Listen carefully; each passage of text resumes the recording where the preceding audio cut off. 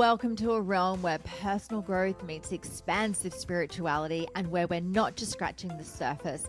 We're diving deep, widening our perspectives, and having a darn good time doing it. This is the Enlightened Podcast, and I am your host, Jen Hamilton. You'll enjoy an infusion of motivation, empowerment, and inspiration that will resonate in every aspect of your life. Expect captivating stories, heartfelt musings, and my own personal experiences.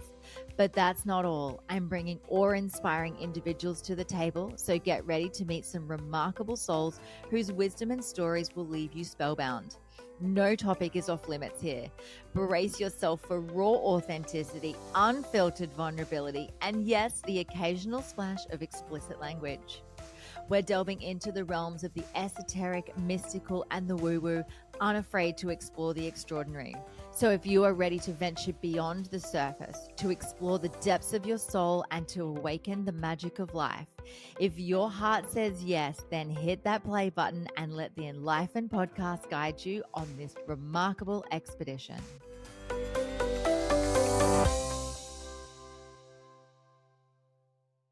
Hello and welcome to another episode of the Enlightened Podcast. I'm your host, Jen, and on today's Soul'o Snippet, we are talking all about the ego. So the poor ego over time has got a bit of a bad rap because a lot of people assume that if you operate from the space of your ego, that you're overly confident or, perhaps displaying a few toxic traits that, give off this, impression that you're holier than thou, or that you know everything, or that you're coming from a place of, disengaging with other people to prioritize who you are in the space that you're in. So I want to break down essentially what the ego is from my perspective as a clinical hypnotherapist and strategic psychotherapist who's also studied NLP, masters, and a lot of spiritual modalities, a lot of healing modalities. So ego is something that comes up a lot of the time for me in the work that I do, and really educating people about what the ego is and what its role is and how we can integrate it into our lives to give us a completely new experience of life.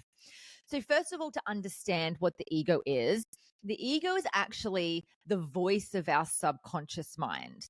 So our subconscious mind is like the database basically of our whole entire existence, where every single piece of information that you've ever received throughout your entire life, billions and billions and billions of pieces of information going into your mind every single day, is being stored in this database, and you are forming belief systems, you're forming your values, you are forming relationships with others, how you view the world, all of your conditioning from the very day that you were born. In fact, we can even go a little bit backwards and we can say it actually started programming not only when you're in the womb, but in past lives as well, and bringing that forward into this life. That's a conversation for a different day though. Let's talk about our current lives and our current human experience. So all of the pieces of information that have gone in and been stored in your subconscious form who you are. And the ego is the voice of that.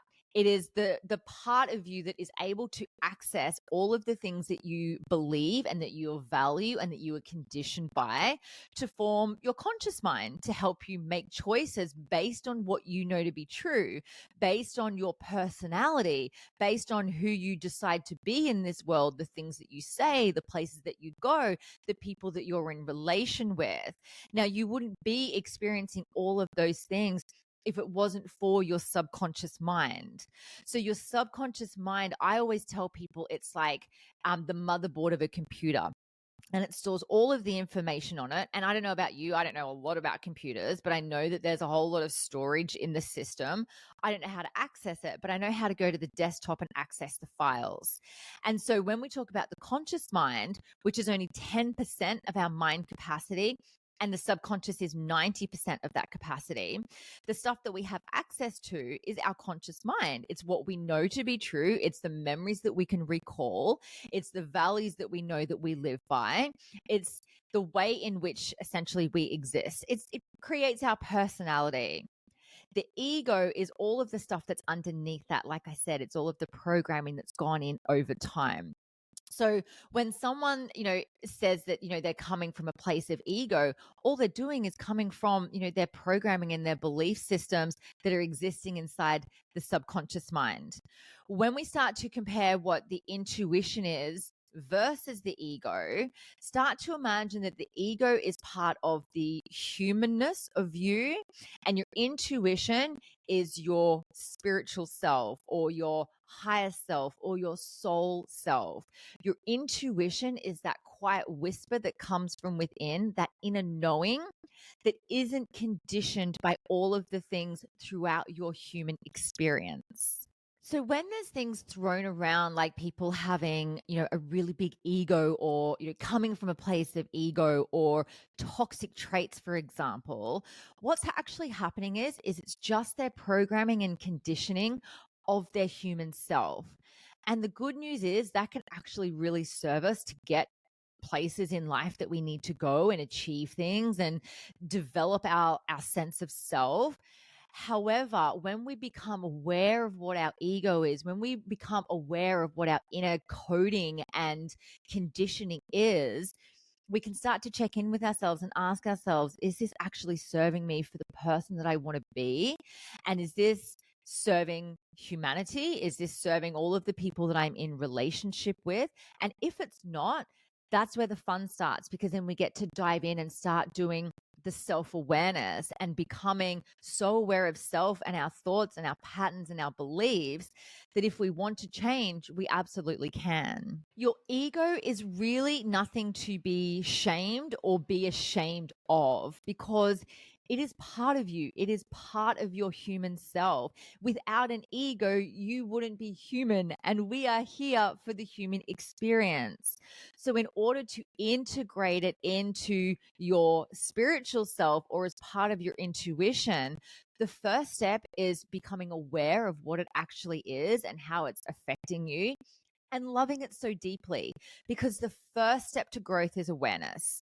And when we have the awareness, and then when we couple that with the love that we have for ourselves and the experience of life, and giving ourselves the grace to just be human and learn along the way, that's when we set this beautiful foundation to create change if change needs to happen. So, ways in which you can cultivate this change. So, like I said, first step to growth is awareness. So, becoming aware of it.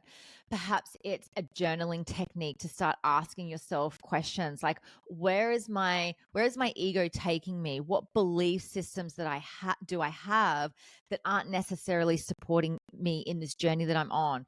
Or work with someone like myself, like a coach or a hypnotherapist, psychotherapist, someone that can lead you through really beautiful techniques and questions that can bring you into the awareness of self. Because, like I said, having an ego is not a bad thing. It's been given a bad rap because it's usually people that are so unaware of themselves that are coming from this place of this deep-seated conditioning, whether they're tapped into self-abandonment or tapped into a space of wanting to be center of attention because all they're doing is desiring connection. Or, perhaps it's coming from a space of anger, which is coming across as arrogance. So every personality trait that we have will always lead back to the conditioning that we have programmed inside our subconscious beliefs. And this is why I am so passionate about being a hypnotherapist and a coach, because this is the power of being able to understand our minds, and knowing that we have this beautiful thing called neuroplasticity where we're not stuck. In fact, I didn't even like the term mindset. I like to call it mind flow, because we're not necessarily set in our ways.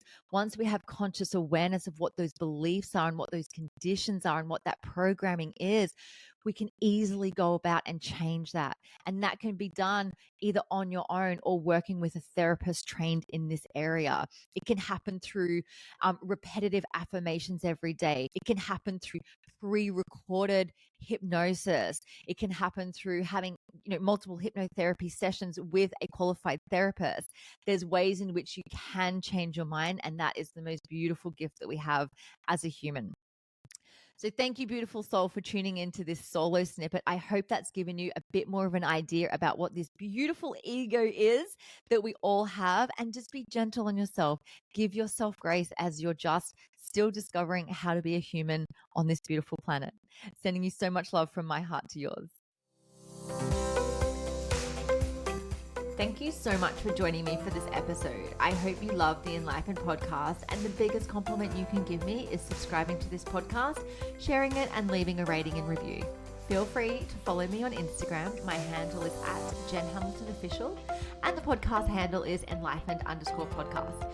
You can also find the video version on YouTube on my channel. Just search Enlightened, and don't forget to hit subscribe. Have a beautiful day and enjoy living the enlightened journey of life.